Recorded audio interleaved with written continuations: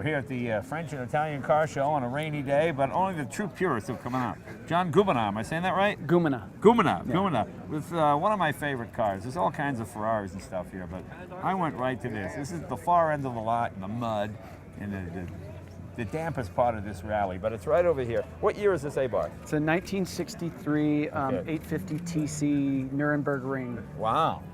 Now these are the wonderfully fast cars. What's that, about 50 horse? Something like that, huh? Yeah. It's really quick for how little it is. 5-speed or 4-speed? It's a 4. It's a 4-speed, yeah. Okay. And these weigh about what, 1,300 pounds? 14? Yeah, it's like 1,200. 1,200, yeah. I mean, they're fantastic. You got the racing seats? Yeah, they're aftermarket, but kind of period. Yeah. Right. I got it from this guy that's a ex-rally driver for Fiat Abarth in Belgium, and I think it was a friend of his who passed away. And when I got it, it looked pretty much the way it was, except dirty, and the motor was messed up. And how long have you had it?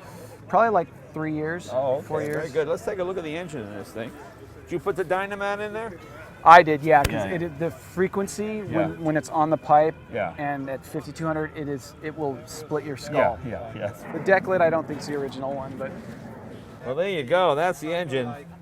850 cc's, not as big as most motorcycles, actually. But wonderful car to drive. 4-speed transmission. Here's your radiator right here. Where are you pulling your cold air in from? Actually, there's a radiator in the front also. Yeah. Very good. Yeah, look at that. Got your little coffee pot right there. Brew espresso. That's funny. Hey, you got the handle and everything on there. Look at that. It's supposed to be just an oil trap. Yeah. And I put it there for nicely gags. done. Is that a Weber on there? Yeah. Yeah, very nice. And then down here, I mean, the numbers, everyone speculates what it is. Yeah. It's stamped Abarth right here. Right. And there's this number and that number. Yeah, and it very has all nice this. car. Everyone seems to think it's real. Is it straight through? You got a muffler on it at all? Yeah, there's a little muffler. Oh, okay.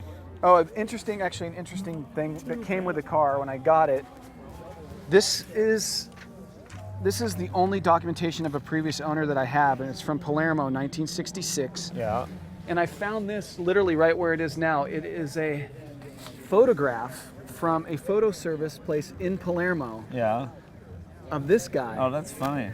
So He looks Italian? The guy, he's a Guinea through and through. Yeah, there you go. But I'm wondering if it's in the collar of the shirt says it might be the right year. Yeah, I know. I was going to say, yeah.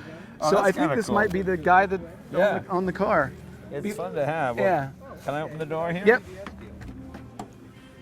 You know, you don't have to have 1,000 horsepower. It's a lot of fun. That's what's great. These things are more fun to drive. What are those, 13-inch tires? 12s, I think. 12. All right, everybody's going to 22s. You're going to 12s. That's fantastic. Well, it's just a great car. You got the wooden gear shift knob.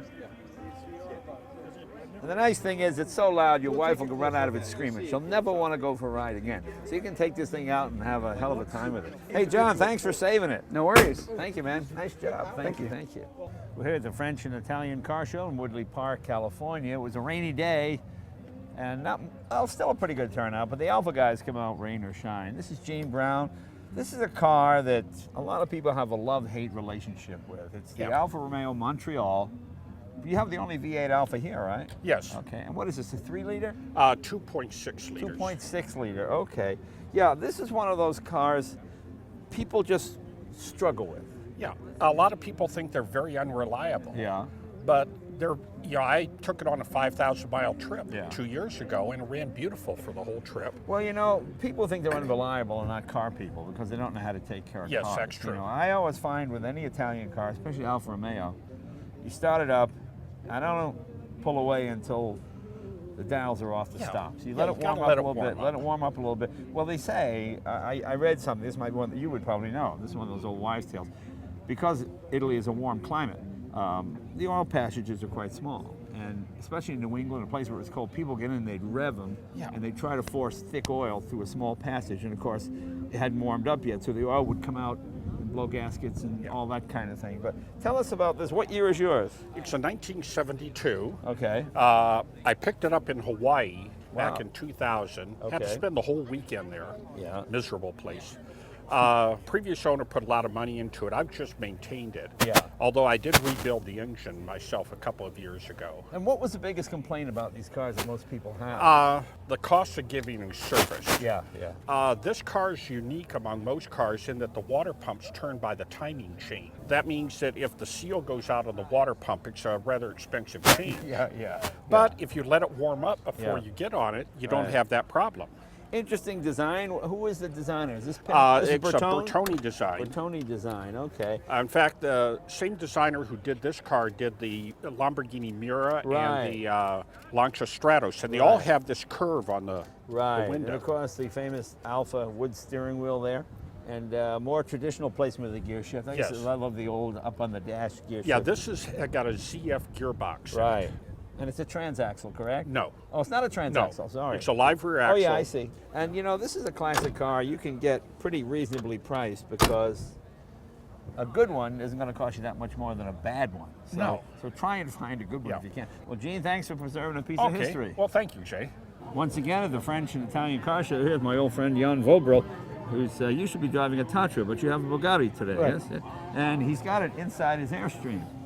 What do we have here? Type 35B? Type 35B. Let's take a look. Very nice. What year is that? 27? 26. 26. That's Junek's car. Type 35B. So that'd be the straight 8. But that used to be Madame Junek, famous woman race car. Yeah? Okay, I remember that. I remember reading that. Yeah. Jan Vobel's going to fire up his 26 Type 35B for us.